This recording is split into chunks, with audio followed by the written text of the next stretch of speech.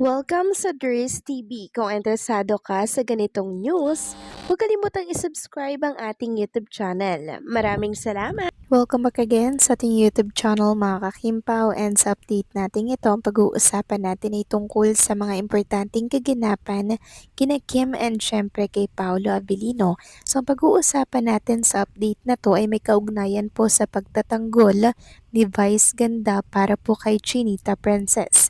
And also, ano naman kaya itong big reveal ni OD or OG Diaz patungkol po dito kay Chinita Princess na talaga namang pinagpipiestahan na po sa mundo ng social media.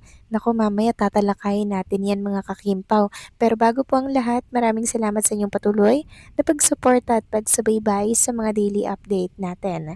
Kaya naman bilang pasasalamat, narito po ang isang napili kong komento patungkol ito sa naging previous update. Mula ito kay Ginang Lourdes Flores.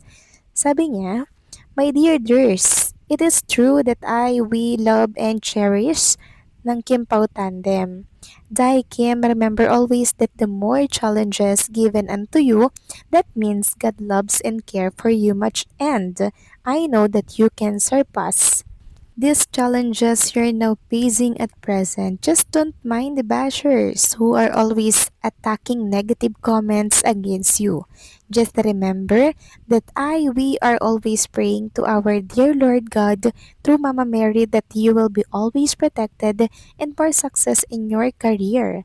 Be graded. In my prayers, I'm always requesting our dear Lord God that He will shield and protect you those evils who want to destroy. To all Kim Pao fans, let us join in praying that Kim and Paolo will be given more blessings and success in their career, and that they will be entwined eternally forever with our dear Lord always in the midst." So maraming salamat sa inyong komento, Ginang Lourdes Flores.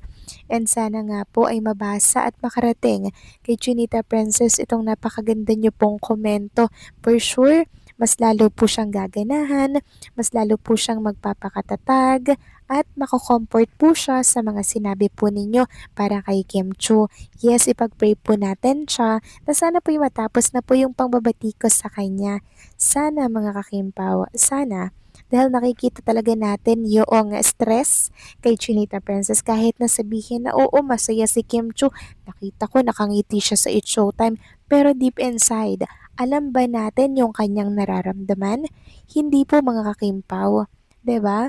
Kasi kahit ipakita niya po sa kamerang masaya siya, deep inside, andun po yung kalungkutan, stress, drain. Kaya gawin po natin yung ating makakaya para po mapasaya si Kim Chu sa kahit anong kaya nyo po mga kakimpaw para maibisan po ang kanyang pinagdadaanan. So maraming salamat po sa inyong komento. God bless po at mabuhay kayo. So eto na nga pag-usapan na natin mga kakimpaw, mga topic po na nakalap natin sa update na to at tunahin na nga nating pag-usapan. Ito pong pagkilos device ganda para po yan sa malaking problema na kinakaharap ngayon ni Chinita Princess sa mundo po ng social media. Yes, mga kakimpaw, umaksyon na din sa wakas si Vice Ganda at yan ang dapat gawin pag nababash po ang isa sa mga kasamahan po niya. Ayon nga po dito, isang komedya at variety show lang naman ang mga biruan kaya wag daw damdamin. Wala namang masamang intensyon. Matapos ulanin ng pambabatiko si Kim Chu dahil sa kanyang naging biro tungkol kay Riza May Dizon, agad na rumesback at nagtanggol si Meme Vice Ganda. Ayon kay Vice, bahagi lang ng komedya at variety show ang mga biruan at huwag daw masyadong seryosohin dahil layunin lang nila ang maghatid ng saya. So yan po yung sinabi po ni Vice Ganda mga kakimpaw. So wala naman tayong against sa magpapasaya, 'di ba? Pero sana mga kakimpaw, ayusin naman po ng scriptwriter yung mga pinagsusulat doon sa teleprompter para po si Kim Choi hindi po ngayon nababatikos. 'Di ba? Sana yung wala silang isusulat diyan na mandadamay sila ng ibang pangalan, 'di ba? Maidadrag silang iba para makapagpasaya. Hindi po ganun. Dapat ayusin po nila yung scriptwriter nila dyan kasi si Kim Chu po talaga yung napapasama sa usaping yan. Samantalang next topic naman, pag-usapan naman natin mga kakimpaw, itong big revelation po ni OD or ni OJ Diaz sa kanyang social media account na pinag-uusapan at pinagpipiestahan po ngayon sa lahat ng social media. So si Kim Chiu na naman po ito mga kakimpaw. And talaga namang grabe po no. Talagang sumabay na po siya sa init po ng issue. So sabi po kasi dito sa nabasa nating post, so sabi ni OJ Diaz, nagkatinginan kami ni Kim Chiu. Akala ko mag-hi o ano, syempre meron kaming konting misunderstanding eh. Nung nagkatinginan kami, out of the blue, nasabi niya buti naman pinapasok kayo. Yung mukha niya alanganin nakangiti, alanganing nakasimangot. Sabi ko, bakit bawal ba? So hindi ko sure mga kakimpaw kung may katotohanan nga ba itong mga lumalabas sa mundo po ng social media at hindi ko rin alam kung totoo itong sinasabi po ni OD laban kay Chinita Princess, 'di ba? Kasi may isip ninyo, o ba matapang at palaban pala si Chinita Princess mga kakimpaw. Kasi noon pa man, hindi naman talaga sila okay nitong si OD. Noon pa man, 'di ba? Talagang may paninindigan po itong si Kim Cho, hindi po yan ngingiti, hindi ka niyan papansinin lalo na kung nakagawa ka ng hindi niya nagustuhan or hindi ka nais-nais. Talagang ano siya eh, talagang on point mga kakimpaw. Hindi po siya yung plastic na tao kasi mga kakimpaw. Ganyan po ang may dugong Chinese. Talagang on point. Kung hindi ka niya gusto, talagang sasabihin niya po yan mga kakimpaw. Kaya sa halip na mano ko dito, natawa pa nga po ako eh. Kasi talagang si Kim Chiu pala, palaban mga kakimpaw. Palaban talaga siya.